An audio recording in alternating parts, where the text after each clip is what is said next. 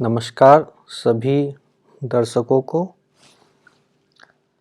आज हम पंचांग का जो ये सीरीज चल रहा है इसका 5वां भाग या अंतिम भाग कह सकते हैं पंचांग का, वो पढ़ेंगे। अभी तक हमने क्या पढ़ा ये पहले जान लेते हैं। पहले भाग में हमने पंचांग पढ़ा, पंचांग के 5 अंगों के नाम जाने। पहला अंग जो वार हुआ उसके बारे में जाना, दूसरे में हमने तिथि के बारे में जाना और तीसरा भाग में करण को सीखा, चौथे भाग में नक्षत्र को जाना और आज जो 5वां भाग है इसमें हम योगों के बारे में पढ़ेंगे। योग कहते हैं जिसे हम, जो कि पंचांग का 5वां भाग है उसके बारे में आज हम पढ़ते हैं। तो चलिए दोस्तों इसको हम शुरुआत करते हैं और पढ़ते हैं।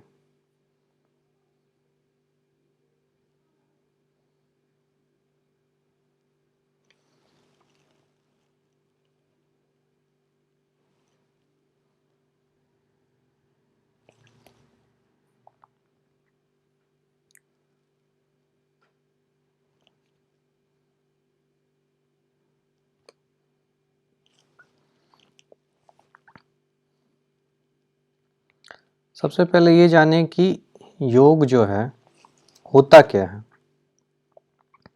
तो जैसे कि नाम से ही आप समझ सकते हैं, योग मतलब कोई भी चीज का जोड़, कोई भी चीज का एडिशन करेंगे तो वो योग कहलाता है। हाँ, हम ये कहते हैं कोई भी चीज यदि जुड़ गया है तो वो योग हो गया है। अब योग होगा, योग तो नाम हो गया, लेकिन योग होगा किस चीज का? तो ये जो योग होगा ये होगा सूर्य और चंद्रमा जितने जितने अंश चल लिए हैं, यानी कि उनका जो भोगांश हुआ सूर्य और चंद्रमा का, तो इन दोनों को जब हम जोड़ेंगे तो उसे ही योग कहेंगे। तो योग का जो निर्माण हुआ वो सूर्य और चंद्रमा के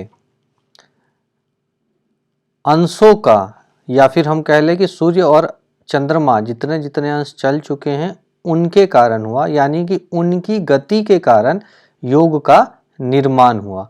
अब एक योग का मान क्या होगा, तो उससे पहले हमें यह जानना होगा कि योग होते कितने। तो सबसे पहले हम ये समझ ले कि योग जो है टोटल जो है वो 27 है। तो 27 योग होने के कारण क्या हो रहा है कि जब टोटल जो भ्रचक्र है, मतलब भ्रचक्र की जो अंश है वो 360, कोई भी यदि सर्कल को हम मेजर करेंगे एक छोर से दूसरे छोर, यानी कि फिर तो वहीं आ जाना है हमें, तो वो 360 अंशों का होगा, यानी 360 डिग्री का होगा।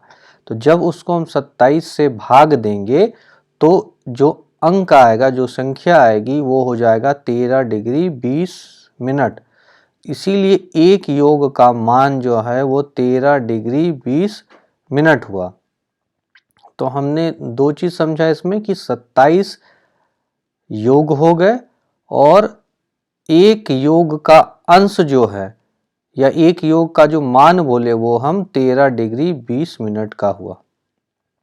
अब चलिए ये जानते हैं कि योगों के नाम कौन है। 27 तो हमने जान लिया, इन 27 के नाम क्या क्या है। तो जैसे कि आप देख सकते हैं इसमें 27 के नाम क्या क्या हैं। तो सबसे पहला जो योग होगा वो उसका नाम है विषकुंभ। दूसरा जो योग हुआ उसका नाम हो गया प्रीति। तीसरा जो योग हो गया उसका नाम हो गया आयुष्मान। चौथा जो योग हो गया उसका नाम हो गया सौभाग्य। पांचवा योग जो हो गया वो हो गया शोभन। छठा जो हो गया वो हो गया अतिगंड। सातवां जो हो गया सुकर्म। आठवां धृति। नौवां शूल। 10वां गंड। 11वां वृद्धि। 12वां धृष। 13वां व्याघात। 14वां हर्षण। 15वां वज्र। 16वां सिद्धि। 17वां व्यातिपात। 18वां वतीयान। 19वां परिधि। 20वां शिव। 21वां सिद्ध। 22वां साध्य। 23वां शुभ। 24वां शुक्ल। 25वां ब्रह्म।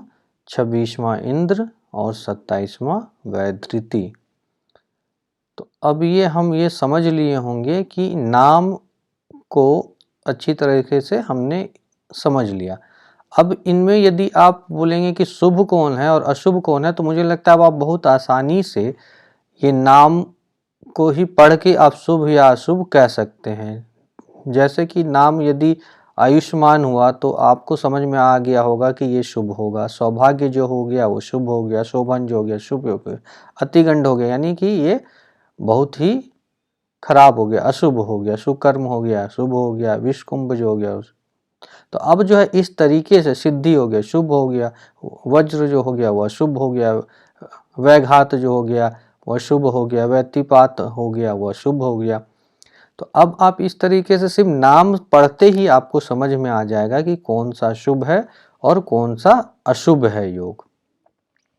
अब योग निकालेंगे कैसे, इसको हम समझते हैं कि योग हम निकालेंगे कैसे।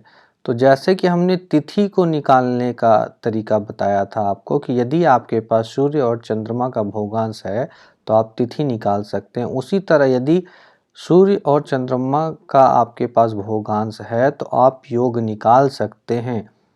देखिए मैंने वो जो सीक्वेंस बनाया था वो इसी कारण से बनाया कि वो योग निकालने में आपकी मदद करे। जो पीछे टेबल में आप देख सकते हैं, ये जो टेबल है इसमें जो नंबर है उससे आपको योगों निकालने में मदद मिलेगी, या हम ये कह लें कि इसी से आपको योग निकलेंगे।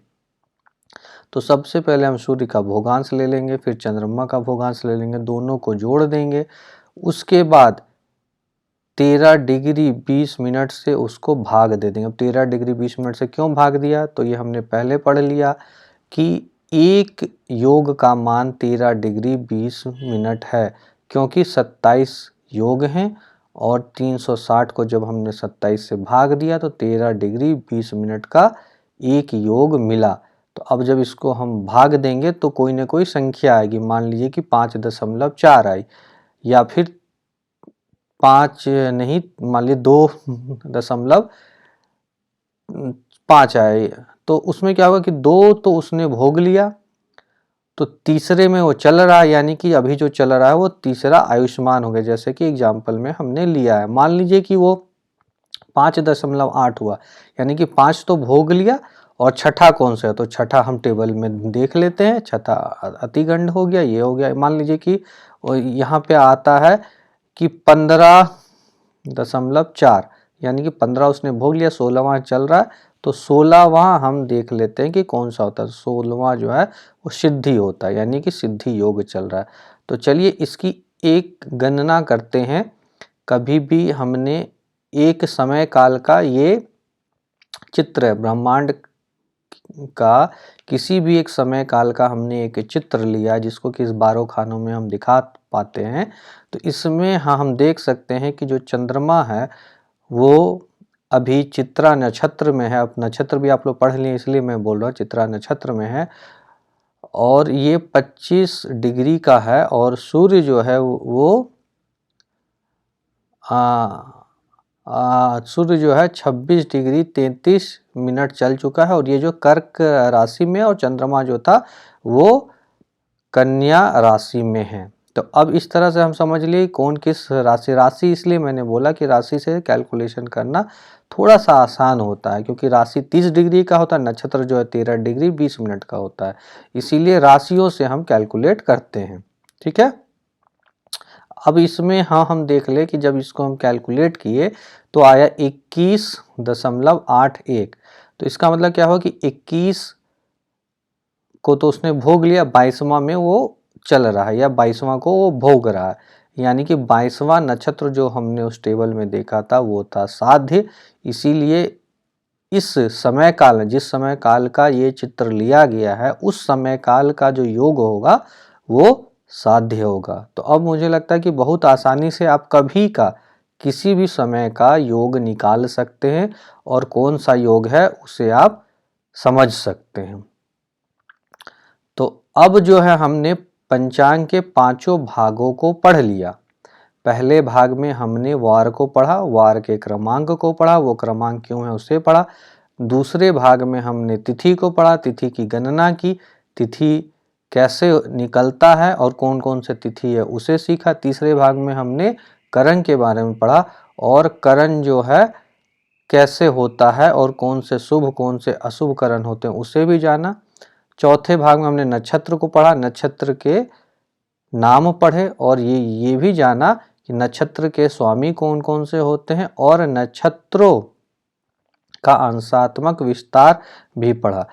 इसी तरह आज पांचवें भाग में हमने योग को पढ़ा, योग क्या होता है इसके बारे में पढ़ा, योग के नाम क्या होते हैं, योग कैसे निकाले जाते हैं ये पढ़ा।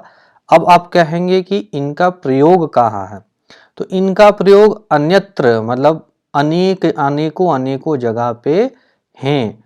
तो सिर्फ यदि हम बोले कि सबसे ज़्यादा यदि यूज इसे हम करते हैं तो मुहूर्त में करते हैं। मुहूर्त निकालना, वो मुहूर्त विचार जब पढ़ेंगे तो पूरी अच्छे तरीके से हम समझ पाएंगे। अभी शुरुआती दौर के लिए मैं ये कहूँगा कि मान लीजिए कि हमें किसी समय का एक मुहूर्त निकालना है, तो उसमें हम कभी 2 चीज़ को लेते हैं, कभी 3 चीज़ को लेते हैं, कभी 5 चीज़ को लेते हैं, उससे हम मुहूर्त निकालते हैं। तो मान लीजिए कि पहला जो है कोई निकाले वार और तिथि का योग को मिला करके एक मुहूर्त निकाल रहे हैं, तो वार और तिथि को मिला के बहुत सारे मुहूर्त निकलते हैं। मान लीजिए कि एक सिद्ध योग एक बनता है, तो ये योग ये वाला योग नहीं है जो आज पढ़ा है, ये दोनों को मिला के कभी सिद्ध योग बनेगा, कभी कोई अशुभ योग बनेगा। तो यानी कि यदि शुभ योग बन रहा है, जैसे सिद्ध योग बनता है, अमृत योग बनता है, तो वो सब योगों में इसका यूज, यानी कि मुहूर्त में सबसे ज़्यादा यूज होता है इनका। और अन्यत्र जगह पे भी, अब जब ज्योतिष के और पाठ हम पढ़ेंगे, ज्योतिष का जब शुरुआत करेंगे तब समझेंगे कि उसके भाग क्या क्या होते हैं और उनका प्रयोग क्या होता है। ठीक है, मुझे लगता है कि आप लोगों बहुत अच्छे तरीके से इस पंचांग को समझ चुके होंगे, और कोई भी परेशानी हो, कुछ भी और दिक्कत हो तो आप संपर्क कर सकते हैं। डिस्क्रिप्शन में ईमेल आईडी दिया हुआ है, और अन्य भी इस शिक्षा हेतु यदि कोई आपके मन में कुछ क्वेरी है तो उससे आप हमें संपर्क कर सकते हैं। आप लोगों का बहुत बहुत धन्यवाद। इसके साथ मैं इस वीडियो को समाप्त करता हूँ।